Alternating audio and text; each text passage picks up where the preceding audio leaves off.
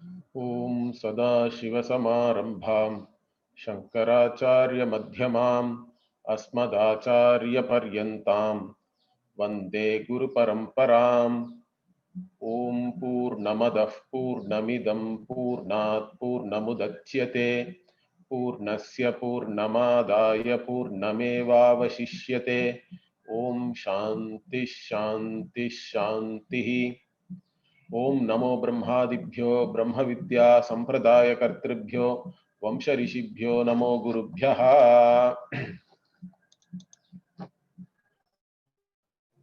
So we are seeing the second vakya of the fifth brahmana of the first chapter. This brahmana is called Saptanna Brahmana. That is because it is talking about 7 types of food or anna. The first mantra itself is like Sutra Bhuta, correct? It is like a summary. The Upanishad itself then explains that. That's what we have been seeing. The 7 annas are divided into first the Manushya Anna. The Manushya Anna is Sadharanam Annam or normal food for everybody. Then 2 annas are divided and given to the Devas. And 1 anna is for all the Pashus or all animals in general, that is milk. The whatever is given to Devas is Darsha Purnamasa. That is the 2 annas for the Devas. Now associated with these 4 annas, the Upanishad also gave us some values. Like when it talked about the Manushya Anna, Sadharanam Annam, it said that one should not be eating food or cooking food for oneself. One should always distribute food. So this value is very deep rooted in our culture. That is why Annadanam is looked upon as one of the best danams. Because in Annadana only you can make the other person say enough. You give anything else, nobody will say enough, I think.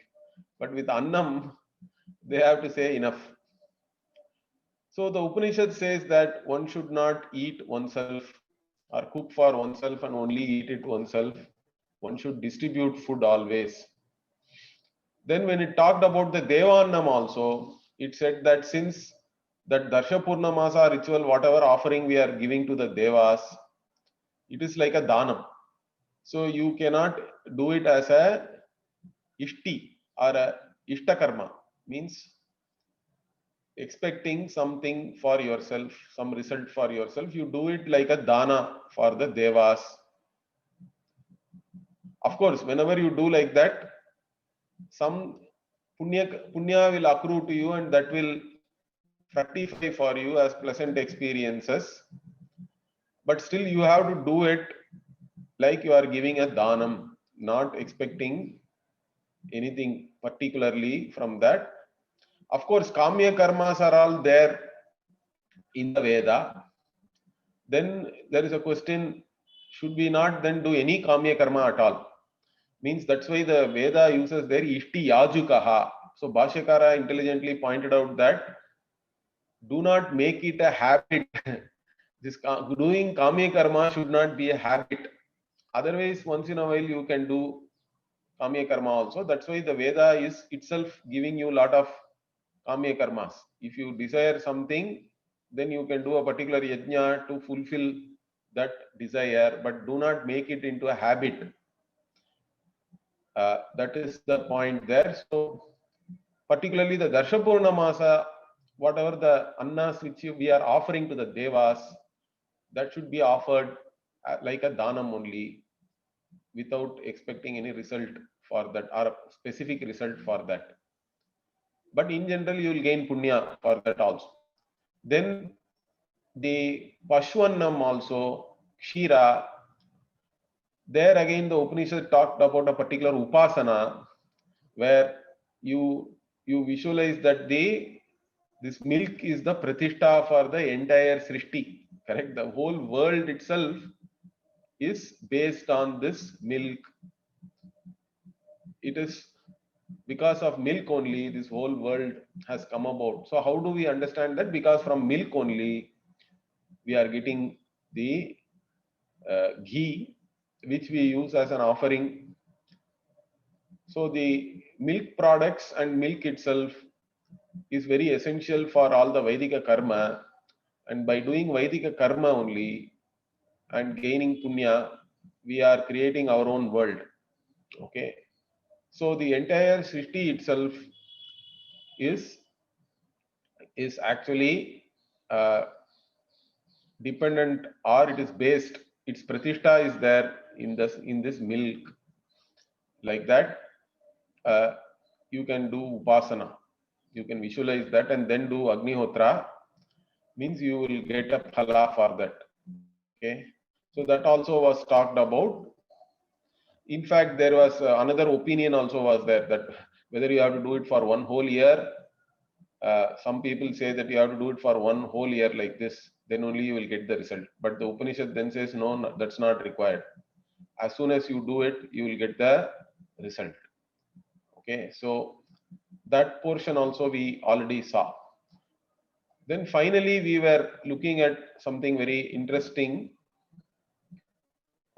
So these four annas are called sadhya anna, because by doing this or by distributing these things only, you are gaining karma, or you are doing karma, and you are creating this anna. Your own karma and upasana only are creating these four annas. They are all sadhya anna, and sorry, they are all sadhana anna. The sadhya are the three, which is for yourself. Okay, that was talked about in the first mantra here. Trini atmane akurata. But what are these three? It has not yet been discussed. It is assumed that those three are also discussed, and then the Upanishad goes on to say that, goes on to talk about something else, about why these annas are inexhaustible, they never get exhausted. The reason for that is the jiva only. The jiva keeps on doing karma and upasana, and thereby producing more and more papa and punya, more and more anna. So even if the jiva stops producing this anna for even a kshana, then this will start reducing. Okay, it will start declining, but that never happens. So why this particular statement is very interesting and important is, whatever life we have, correct, you cannot blame Ishvara for that. Upanishad is very clear. You take yourself as a karta, you take yourself as a bhokta. You are a doer, you are an enjoyer. And based on that, you are further doing karma, because as long as you are a bhokta, you are an enjoyer, you have to do something. And whatever you do and whatever you gain, you want to enjoy that. So this doer enjoyer keeps propagating itself. It is a never-ending vicious cycle, say. Now the reason for that is the jiva only, not Ishvara. Ishvara is only creating the world so that you can exhaust your karma. Whatever karma you have created for yourself, you can enjoy that, the results of your action. The karma phala is avashyam bhavi, we say. It has to be exhausted only by experiencing the results. So for that purpose only Ishvara is creating the world. Although we say Ishvara is Jagat Karta, the cause of this entire world. Ishvara also, why does Ishvara does not create anything for himself or herself? Ishvara is beyond all wants. So then why should Ishvara even create? If such a question comes, then the answer is that Ishvara is creating only for the jivas to exhaust their karma, to experience the karma phala. So we cannot blame Ishvara for anything. Understand that. It is the jiva only who is responsible for this samsara to propagate. Correct? Because it's a life of becoming. You become something, still you are not satisfied, then you want to become something else, you want to become something else. This life of becoming is never ending till the time you question your very pursuit itself. Because whatever I am seeking and gaining is all limited, and it's never going to make me totally satisfied, then why am I even doing all these things? That has to be thought about, correct? So why am I going on pursuing something which is limited, whether here or hereafter also? Even if you go to Swarga also, you are going there as a limited being only. But now, if you are tired of all these things and you have analyzed your own life and how it is a never-ending seeking, never-ending life of becoming, the struggle which you are going through to become something, and then you become that also, then you find out it is not good enough. Even if you go and become Indra, as long as you take yourself as Indra, an individual Deva, whether you are an individual Manushya or an individual Deva, as long as you are individual, you are limited. Even Indra has to go. Bhishas madvatah pavate. Upanishad says, Bhishodeti suryaha, Bhishas madagnischendrascha, mrityurdhavati panchamayiti. Like that, Taittiriya Upanishad is saying, all these devas are also working because of the fear of Ishvara. Fear means what? If you think that you are separate, even udaram antaram kurute, atatasya bhayam bhavati. If there is a second thing, then you are already limited by that second thing. That can become a bhaya karana. So whoever you become, whether here or hereafter, as long as you are an individual, you are stuck in the same life of becoming. So then, how do I come out of that? Means you have to go and learn Vedanta from a guru. There is no other way. You have to learn that you are not even a karta to start with. You are not a bhokta. Your swarupa is akarta, abhokta. That is your reality. The kartritvam, bhoktritvam and all, the sense of doership, sense of enjoyership really does not, it is not there in you. In fact, it is not your nature. It's all coming and going. That's all only mind only. In fact, we'll see that next beautifully. Okay, so all these things are all mind, and mind is nothing but an object of knowledge for you. You are that conscious being who is always conscious. Correct? And in your presence, everything is happening. But if you identify with whatever you are seeing, then all the problems start. Now that part only Bhashyakara said beautifully here. He said that this is the last Vakya we saw in the last class, I think. Prajna Kriya Lakshana Prabandha Rudaha Sarvaha Lokaha Sadhya Sadhana Lakshanaha. See, this entire world is in the form of means and ends. Okay? And Kriya Phalatmakaha, and it is also in the form of action and the results of action. And Samhata Aneka Prani Karma Vasana Santana Avashtabdhatvat Kshanikaha Ashuddhaha Asaraha Nadisrotah Pradeepa Santana Kalpaha Kadali Stambha Vadsaraha Hena Maya Marityambha Swapnadi Samaha. Okay, so now Bhashyakara defines or describes this world with all these words. So he is saying what? All these beings, their karma put together, correct? It's all a combination of karma only, and all the impressions which are there over lifetimes. And because of that only, This world, whatever we are encountering, we are confronting, it is all a result of your karma. But the world itself is kshanika, it is transitory, it's not something permanent. Everything keeps on changing in this world, correct? Then it is impure, it is not shuddha, ashuddha, and it doesn't have any substance. If you try to analyze, you have only more and more names in names.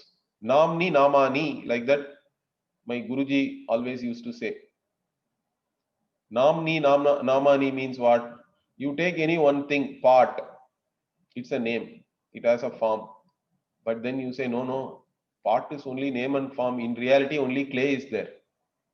Because even before pot was born, clay is there. Even while pot is there, really clay only is there. Because if you touch the pot, you are touching the clay. If you weigh the pot, you are weighing the clay really. Clay alone is there. Then even if the pot is broken, pot is gone, clay is still there in some other name and form. So clay. But then some other scientist is coming. He says, no, only silica is there. Molecules are there. Then somebody says even molecules are nothing but combination of atoms. Some other guy, quantum physicist, comes and says, no. It's all only subatomic particles, neutrons, protons, electrons. These are there. Like that you can keep on going. In fact, even scientists are saying observer is required and all that. But they don't want to define what that observer is. There are different opinions are there. They have not come to any conclusion till now. Okay. So only names in names. That's all is there, correct? It is asara. It is like peeling an onion only. You think that pot is clay, then clay also is not there. Clay is only molecules. Then molecules, no, only atoms. Then subatomic particles. Then nothing, some quantum waves and all they say. And the waves, to collapse that, you require a conscious observer. At least we say it is a conscious observer, but scientists themselves, some people say the observer is required. That much they are sure. But what that observer is itself is a problem. They are not able to come to a conclusion there. They are discussing, they are trying to find out some other theory and all that now to explain. But anyway, what we understand from this is the world, if you start analyzing it, it will just vanish, correct? In fact, at the quantum level, 99% is space. Then how do we see all this macro world, so many objects and all that? That is understood by every scientist, in fact. This Maya part, they all understand. It's Maya only, correct? You have a few subatomic particles. How all of them are appearing like this world? You have no explanation for that. It is Maya. It's all magic. But they are trying to find something, some unified theory and all that. They will be searching for that. But the Upanishad is very clear. Here the Pramana is Upanishad only. Science can only go up to so long. The objective world, they have the Pramana for that, correct? Pratyaksha, Anumana. They also have enhanced Pratyaksha, enhanced Anumana nowadays, you can say. You have telescope, microscope, spectroscope, this scope, that scope. So many things are there. You can enhance your perception. And based on that, you can do more sophisticated Anumana, inference. But still you are only studying the objective world. But the objective world has to, somewhere they have to go to the subject, correct? There they are all stuck. Okay. So the Upanishad only has to come and give you the reality of both the subject and object. What is the reality of that? For that only Pramana or means of knowledge is the Veda only. So Veda's field of revelation is unique. Okay, that's why we have to also understand that Veda should not be scientific, cannot be scientific. Science has its own field of revelation. Veda has some other field of revelation. They cannot prove or disprove each other. Understand that. It is like whatever you see through your eyes, cannot be proved or disproved by your ears, correct? Ear has no access to color or shape or anything. Eyes have no access to sound. So they can neither prove nor disprove each other. That's how it is even at the sense organs level. Understand that. So the same thing you can extend and understand that Veda is an independent means of knowledge, like your sense organs. Giving that status to the Veda only is called Shraddha. Understand that. That is the Shraddha. Shraddha means for us what? That Veda is a valid means of knowledge. Whatever it is revealing, we accept. Correct? So here, anyway, so why did I go into all that? Only for telling you that the world itself is all the time changing. It does not have any pratishtha. All that even scientists know that, but they do not know that Brahman is the pratishtha, adhara for both the subject and object, because subject object also is mutually dependent. Anything mutually dependent has to depend on a third thing, that is Brahman. Brahman is the adhishtanam, it is the adhara, it is the basis for both the subject and object to rise. And even when both subject object are not there, Brahman is still there. I am there, correct? I am always there. Even when space time is not there, I exist. Space time then comes. Space time. So I am beyond space time. That is my reality, not this individuality. The individuality also comes and goes. It's all only mithya. As long as you are holding on to the individuality, you have to suffer. There is no other way. All the problems come along with the individual. You surrender the individual, then you gain infinite, in fact, limitlessness. You give up. The real surrender is what? The real surrender is not holding on to some individuality and having some emotional attachment to Bhagavan and all that. Real surrender is you surrender your limitations at the altar of Bhagavan. Bhagavan is limitless. You have to own up that limitlessness. Why are you thinking that you are separate? In fact, if Bhagavan is limitless, Bhagavan has to be you, correct? Bhagavan cannot be without you. In fact, Bhagavan is you. So that infinite conscious being is yourself. You have to own it up to that. That's all is required. So here this world is asara. So Bhashyakara gives different examples and all here, interestingly. So he say it is like banana stem, or it is like a river flowing, or flame flickering. So even though river flow and all, you cannot say it is nityam, correct? It's only pravaha nityam. It is a flow. Okay, so everything is flowing in this world. It's all changing all the time. Nothing is permanent, but it gives, and what do we say? It is a delusional thing only, correct? It is something we think that everything is permanent, and we are doing vyavahara based on that. We are doing all our worldly transaction thinking that it is all permanent, but nothing is permanent here. Similarly, there is nothing is substantial also. So like you peel the banana stem, nothing is there. Or it is like a foam. Foam is only some form. You go and try to pick the foam, it becomes water. Correct? Nothing is there. Or even worse is what? It is like this Marichi Ambaha, mirage water. You think water is there, in fact, nothing is there really. Or it is like dream. Dream. So like this, he gives many analogies. So this world is like this, but still what? People see it as though it is permanent.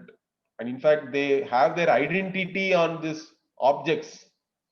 You take the body as self, you take the mind as self, then you suffer because of that. You think it is all nitya. Saravan iva lakshyate. It looks as though it has some substance, as though it is permanent. In reality, it is not. But you have to understand the nature of the world, then only you will be objective towards that. So that's why he says tad etad vairagyartham uchyate. So for you to get vairagya with reference to the worldly pursuits only, the Upanishad is going to say whatever it is saying now. What is that? This portion, correct? Why it says, what is it saying? Here, we already saw that Upanishad has already asked the question, Kasmat tani nakshiyante adyamanani. Even though the food, the saptanna, out of that, the 4 annas, we are keeping on consuming it, it never ends. Okay. And what is the karana for that? Purushaha va akshitihi. The pita or the jiva, the person is the one who is making it inexhaustible. Why? Because he creates it again and again. Sahi idam annam punaha punaha janayate. Yo vai etam akshitim veda iti purushaha va akshitihi. So the one who knows this purusha is the one who keeps it like this inexhaustible, means that person has analyzed. That person is a vairagi then. Because then he is thinking, if I am the one who is making all these things inexhaustible, why am I creating trouble for myself? Why should I be this karta bhokta, in fact? Be this limited individual and suffer? Better to understand whether this individuality is my nature or not. If it is my nature, in fact, I should not be struggling all the time. But whatever I gain, however big it is, if I am not satisfied, that means whatever I gain is limited. And anything limited, if it cannot satisfy me, then my nature should be limitless, correct? It is also pointing to that. It's implicit in that. Implicit in your struggle is the fact that you are already the limitless. That is why you are never satisfied by anything, gaining anything limited. Understand that. That itself is a pointer. So once you get that insight, then you have vairagya. That's what Bhashyakara says. So he understands now what dhiya dhiya janayate karma bihi yad etad na kuryat kshiyetah saha annam atti pratikena iti. Okay, the saha annam atti pratikena is the kha. But the one who understands that the jiva only is creating this anna by his own karma and upasana. So that part now Bhashyakara is finally commenting on that. He says, see, Purushaha va kshitihi sahi idam anna diya dhiya janayate karma bihi yad etad na kuryat kshiyetah iti. So this much is actually a quotation. Bhashyakara is verbatim quoting whatever is there, and then he says, his commentary is what? Saha annamatti pratikena ityasya arthaha uchyate. Okay, this also is actually from there only. So this whole thing he quotes here. So he says, from all these things we know that Purusha is the Akshitihi. Purusha itself himself is called Akshiti here. He is the one who is inexhaustible, means what? He is the one who is doing by his own. Dhiya dhiya means here upasana. Okay.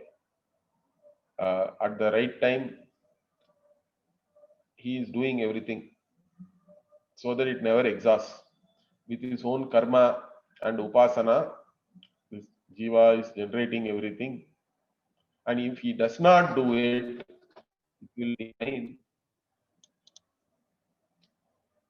Okay, so the one who knows this, what is the phala? Saha annamatti pratikena ityasya arthaha uchyate. So the meaning for that is what? Mukham mukhyatvam pradhanyam ityetat pradhyanyena annanam pituhu purushasya akshititvam yo veda saha annamatti na annam prati gunabhuta asan yatha ajnaha na tatha vidwan अन्नानाम आत्मभूतः भोक्ता एव भवति न भोज्यताम आपद्यते. Okay, so what Bhashyakara is saying, the meaning saha annamatti pratikena, for that it is giving the meaning here. Okay, pratikena Then it says mukham, pratikam, mukhena ityetat. So here pratika means mukham. The Upanishad itself gives. Okay. Now mukham means what? Bhashyakara is commenting here. Mukham means mukhyatvam. Mukhya, you eat, you enjoy preeminently. You are the preeminent person. Pradhanyam, you are the primary chief, like that. Okay, that means what? The one who understands this annanam pituhu purushasya akshititvam. So the one who is the creator of all this anna, that person himself is the one who makes it inexhaustible. Once you know that, then what that person enjoys, how? Not like a secondary gunabhutaha san. Na annam prati gunabhutaha san means not in a secondary or figurative manner, but like even an ajnani. But this person is a vidwan, means he has visualized and understood, and this insight is there. Therefore, what he becomes annanam atmabhutaha, because now he understands I am the one who is creating all this anna. He becomes the self of all this anna itself, and thereby he only enjoys. He never becomes enjoyed. Because remember, in 1.4, what was talked about is the jiva was talked about as a bhogya of others, correct? Devanam pashuhu and all we saw. So the jiva is the one who is giving all this oblations, offering to the devas. And so jiva is a bhogya padartha for the entire world. How everybody is taking advantage of this jiva.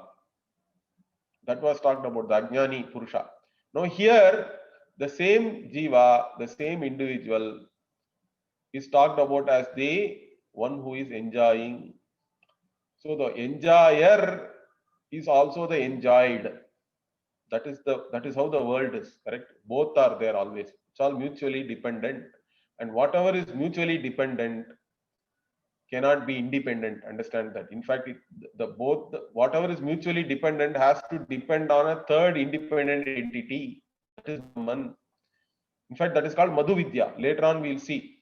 Madhu means whatever is interdependent or mutually dependent is called Madhu. There is a Madhu Brahmana is there.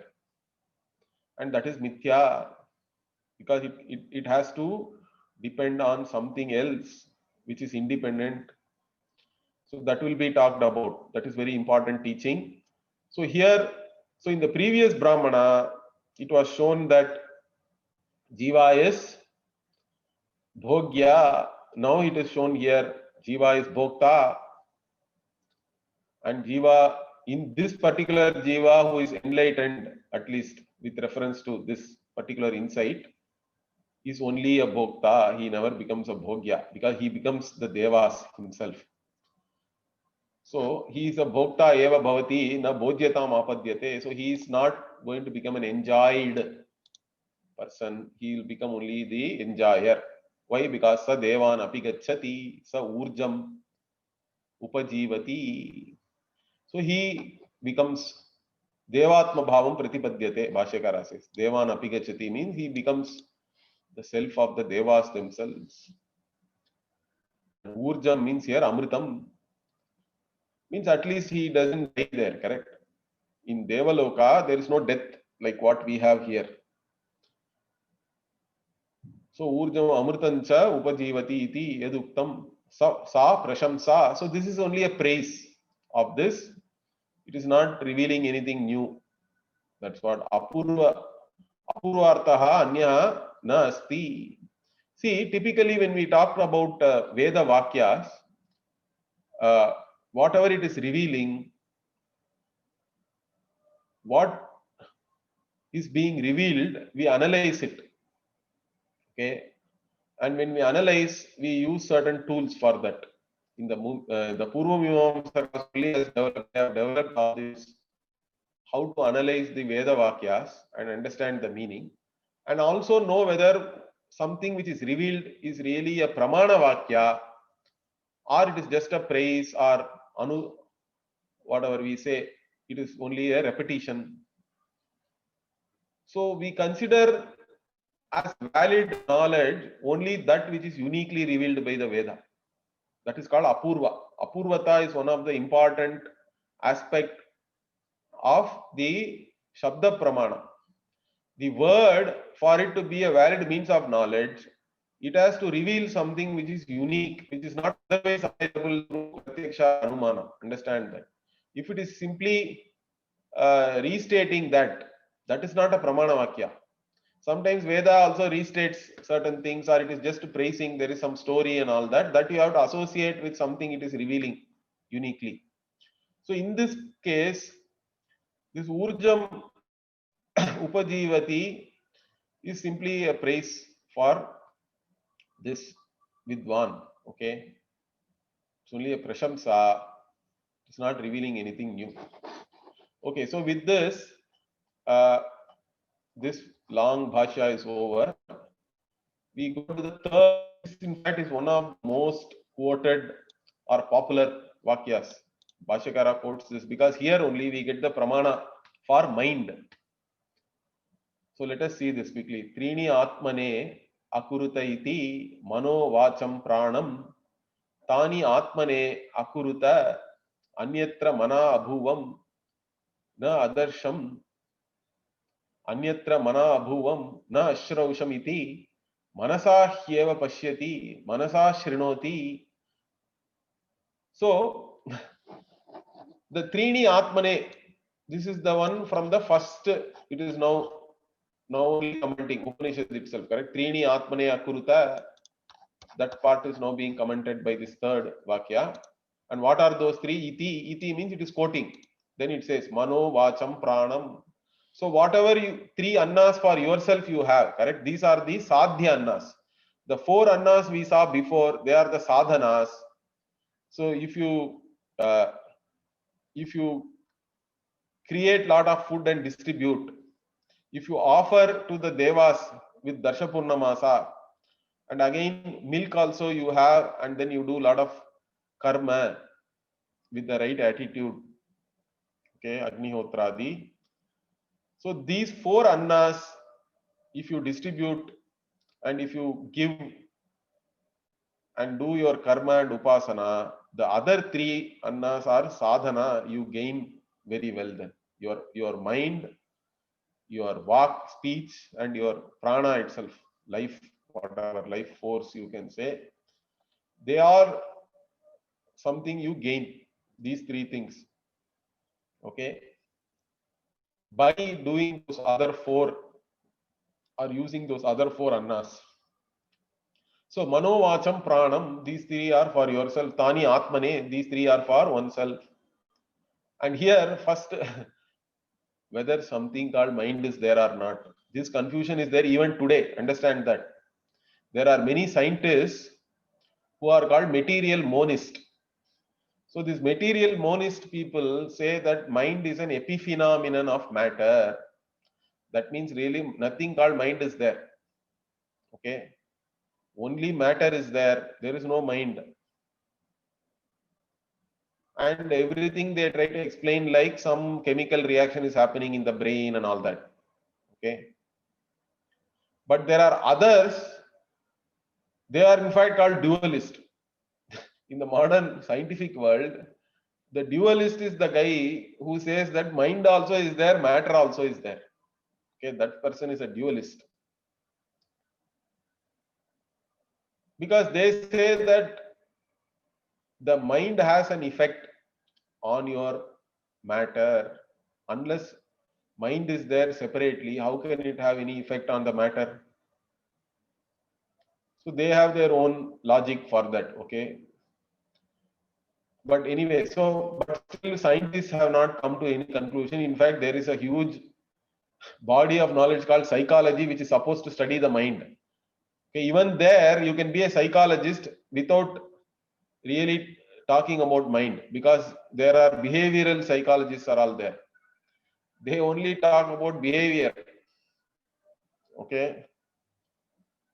So whether really there are some interesting experiments are also there. Okay, something called Chinese room that you can go and search for that. So even artificial intelligence also comes into this. Whether artificial intelligence can really be considered as an intelligence or not. There are questions. There also two camps are there. Okay. Some people say that artificial intelligence itself will become like conscious entities. It is real intelligence. Others say that artificial intelligence is only like is only pattern matching. It can never become real intelligence.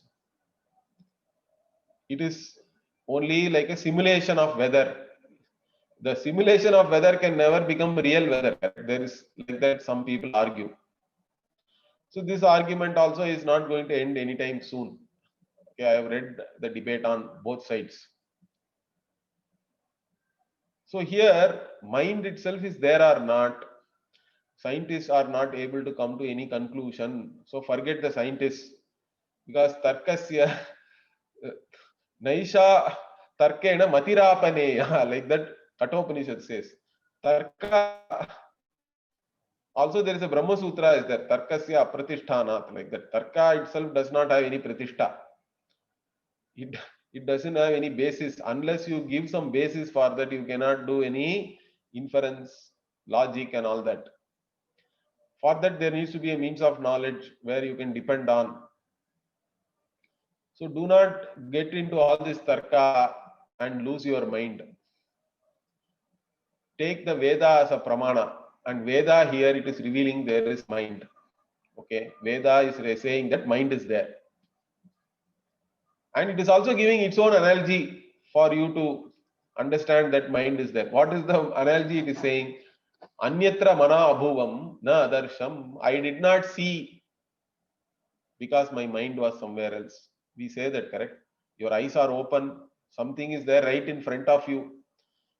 That means whatever stimulus which is supposed to come through your sense organ, and you are supposed to know something. That stimulus is there, but still there is no knowledge. You do not see it, even though it is right in front of your eyes. Why? Because you say my mind was somewhere else. This is a common experience. Similarly, what? Anyatra mana abhuvam na ashrausamiti. Somebody is shouting something, still you are not hearing it. Everybody else has heard it. In fact, it happens all the time to me. And Sri Vidya is shouting all the time, but I don't hear. I'm thinking something else. I am in my own world, lost in my mind. So that means what? Even though the stimulus is there, still there is no cognition. That is because mind is required for cognition to take place. Is that clear? Because manasa hyeva pashyati, manasa shrinoti. So Upanishad is very clear. With mind only you see, with mind only you hear. The mind has to back the indriya. The sense organ has to be backed by the mind. If there is no backing of the mind, there is no cognition. That's what Upanishad is pointing out. Even though Upanishad is an independent means of knowledge, it can just say mind is there, but it is still giving you some supporting logic for you to assimilate. So mind is there because Upanishad is revealing. For that, that is for us, that is good enough. But still, what is the nature of this mind? Also, Upanishad talks about. No, in fact, this portion only is highly quoted by Bhashyakara. Why? I'll tell you. It's an interesting thing. So it says, Kamaha, Sankalpaha, Vichikitsa, Shraddha, Ashraddha, Dhritihi, Adhritihi, Hirihi, Dhihi, Bihi, Ityetat Sarvam Manayeva. So this particular thing is quoted a lot by Bhashyakara, by Shankara. Why? Because the Nayayikas are there, correct? They are a formidable opponent for us, Purvapakshi. So they say that this Ragadvesha, all these things are all qualities of the Atma. They are all qualities of the self, they say. Even Buddhi, all that, everything is They are, it's all, they are all qualities of the self. Then, but we have to argue with them, correct? It is not, they are all not qualities of self. They are all only mind. Okay, it is all mind only. Desire, kamaha is mind. Sankalpaha, okay, sankalpaha can also be taken as samanya jnanam. You have some general idea, then only you actually you say that I want to do this, I want to do that, correct? Sankalpaha, vichikitsa, doubt, shraddha means you have shraddha, faith, ashraddha or belief and or disbelief, ashraddha, dhritihi. So dhritihi can again mean courage, courage of conviction and all that. Adhritihi means you don't have that. Okay, hrihi means shame. Dhihi, dhi is knowledge or intellect, correct? Whatever intellectual activity, even cognition itself is dhi. Then bhi, fear. Like this, etat sarvam mana eva, all these things are all states of mind, it is saying.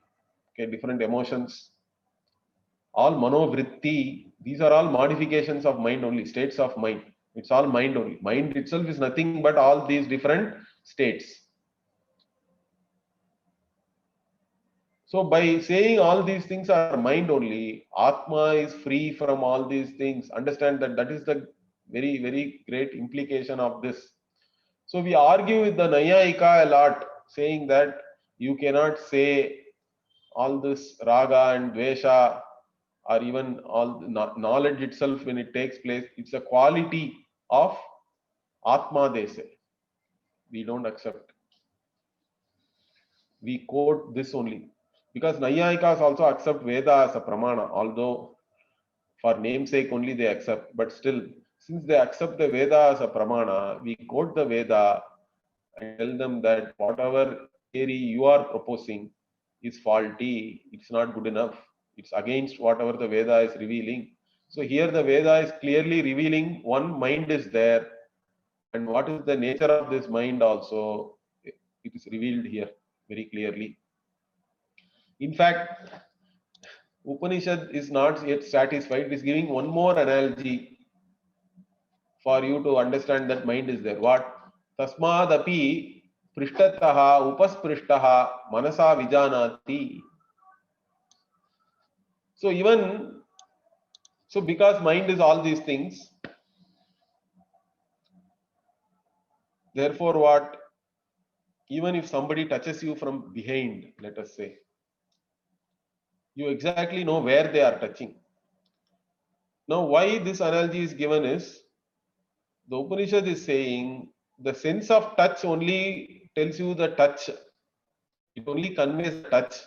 But where the touch has happened is only determined by the mind. Mind is the discriminatory power. Okay, the discriminatory power, the dhi also is part of mind.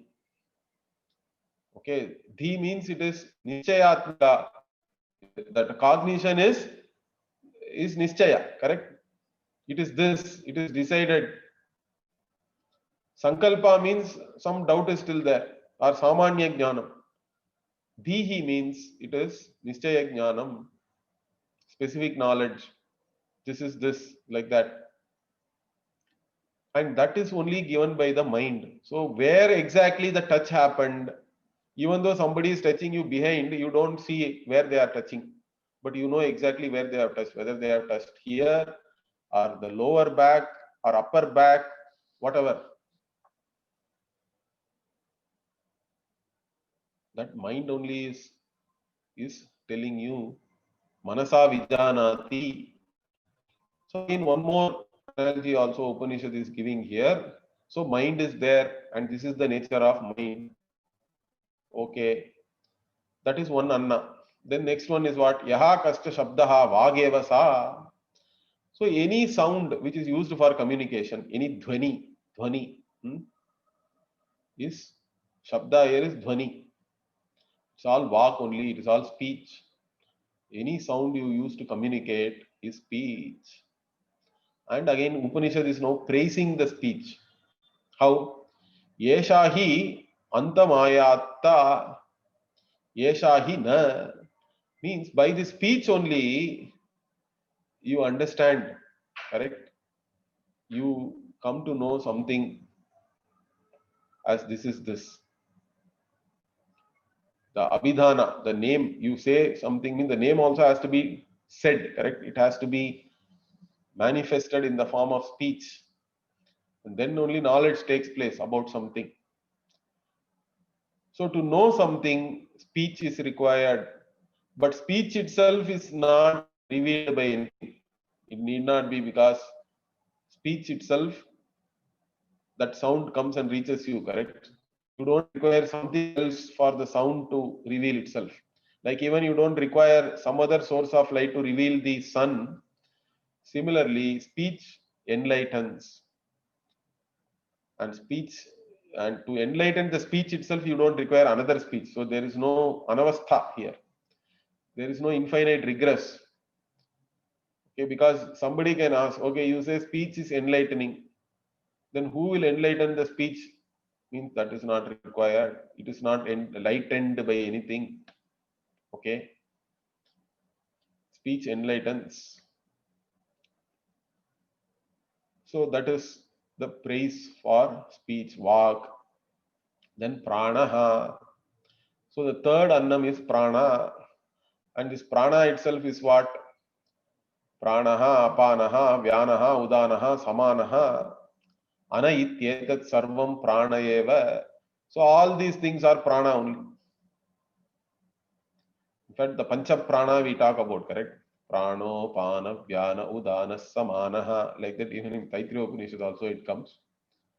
So this pancha prana, they have their own physiological functions. Okay, correct?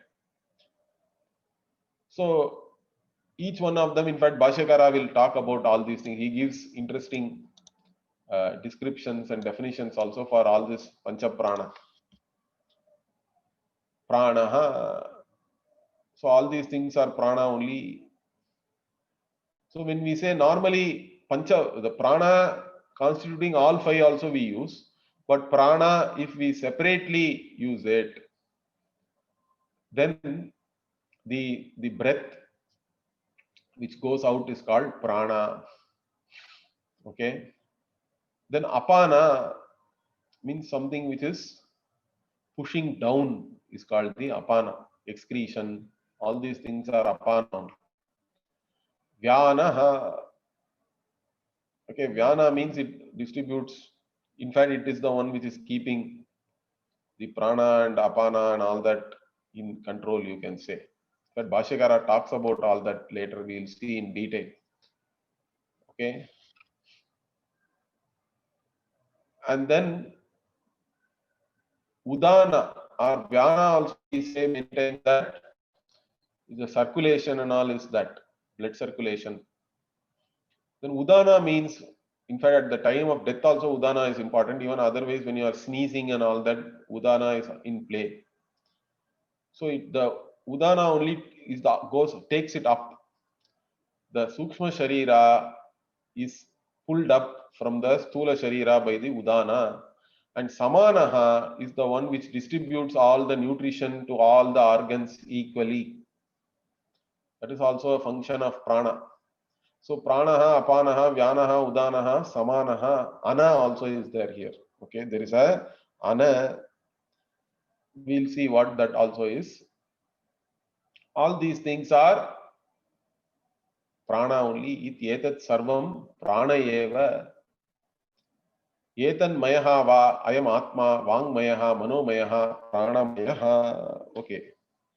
So this is why what this ayam atma, this self is identified with speech and with mind and with prana. Okay. This, in fact, this is talked about as a kosha also in Taittiriya Upanishad. Pancha kosha prakriya also we have. Koshavat achadayati iti koshaha means it is like a covering. Kosha means really it is like a cover. Why it is called like a covering means that is because it is as though covering yourself. In reality, you are a conscious being. But the body also is sentient, correct? It appears like it is consciousness or it is conscious or sentient. In reality, body is not sentient. It is like the tapta ayavat. If you burn the iron, correct?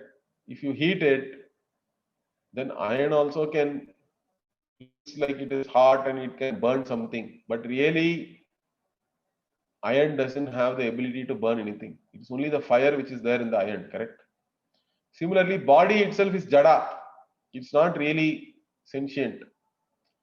But the consciousness is manifesting there that makes it as though it is a conscious entity, conscious being.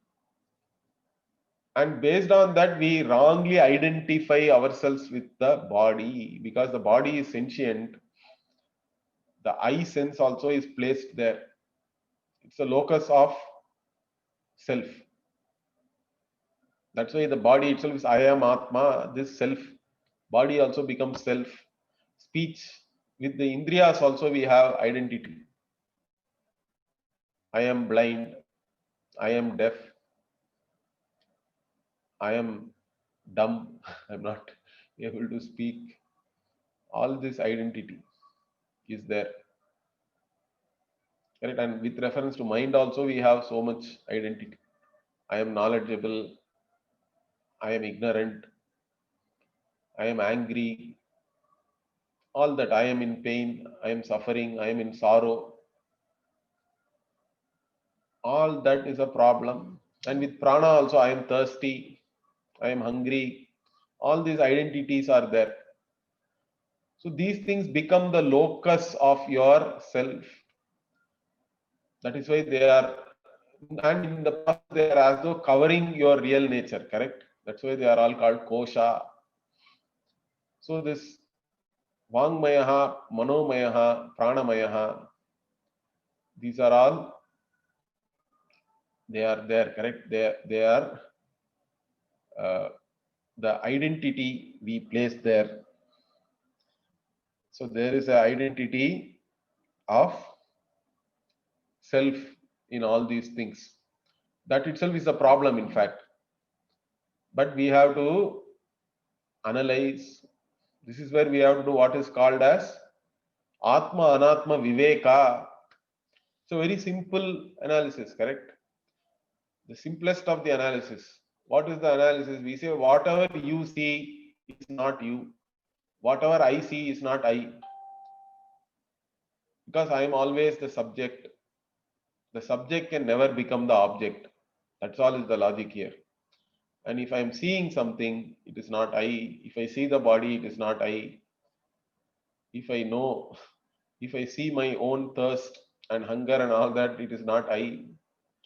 In fact, my Guruji used to say very beautifully, the worldly logic is what? I know I have sorrow. Therefore, I am sorrowful, correct? I am sad. I am subjected to sorrow. This is the worldly logic. The Vedantic logic is totally different. What is that? I know my sorrow. Therefore, I am not sorrowful. That is the Vedantic logic. Whatever you know is not you, correct? Even the state of mind called sorrow, anybody can end up in sorrow if you think in a particular manner. And knowing that sorrow only makes it